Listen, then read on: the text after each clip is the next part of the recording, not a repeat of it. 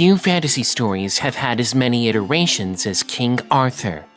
The tale has been told countless times on stage, television, and film, even in animation, though usually in a more kid-friendly form. But tonight's show, Excalibur, is not your typical Arthur flick. It is a rather dark, gritty, and dare I say gruesome retelling, faithful to the rather gory source material. Hello, my name is John Turner, and if you love fantasy movies as much as I do, then Excalibur will be a fascinating, visceral experience. The 1980s were a lucrative period for dark fantasy, and we largely have this movie to thank for kicking off that trend. Some of those 80s films were fantastic. Others, not so much. Especially not these. Luckily, Excalibur falls firmly into the first category because it tells its story with a straight face, right down to the grittiest details. The story of the making of Excalibur is just as fascinating as the myth itself. The visionary behind the project was filmmaker John Boorman, who initially spent years trying to direct an adaptation of The Lord of the Rings. But, as fate would have it, he never got the rights. That setback turned out to be a blessing in disguise, because it drove him to pour all of his grand mythic ideas into Le Morte d'Arthur instead. Nonetheless, bringing this legendary tale to life was still a massive undertaking. For one thing, the film was shot entirely on location in Ireland, and it was no easy feat. The unpredictable weather was a constant, brutal obstacle, resulting in a lot of rain and mud. In many ways, however, this turned out to be an asset, providing a gritty texture for many of its scenes. In addition, compressing Sir Thomas Malory's sprawling, multi-generational epic into a tight 2.5-hour movie required surgical precision.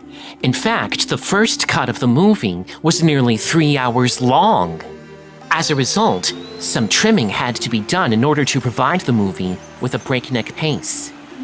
And because there were no computers back then, Excalibur's visual effects all had to be achieved with old-school techniques, notably greenlighting filters and gels. This contributed greatly to the distinctively medieval palette that cinematographer Alex Thompson was looking for. Excalibur is also remembered for its incredible ensemble cast. Many of its stars made some of their earliest screen appearances in this movie, including Patrick Stewart, Liam Neeson, Gabriel Byrne, and Ciarán Hinds, as well as a then 34-year-old Helen Mirren as Morgana. Also, if you're a fan of classical music, chances are you may recognize some of the musical selections for Excalibur's soundtrack. One moment you'll hear Richard Wagner, and the next, Carl Orff. The film also marks the debut of composer Trevor Jones, who provided the additional underscore. Eventually, he would work on other iconic fantasy movies like The Dark Crystal, Labyrinth, and another Arthur-themed television series, Merlin.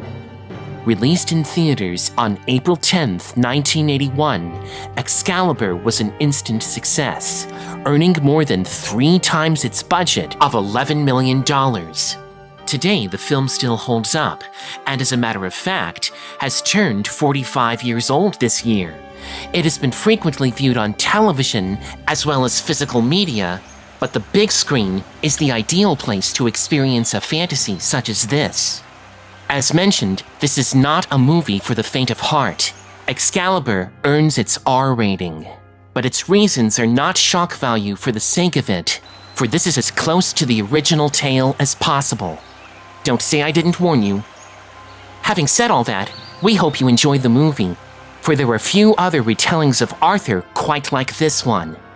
So without further delay, sit back and relax as we now present Excalibur.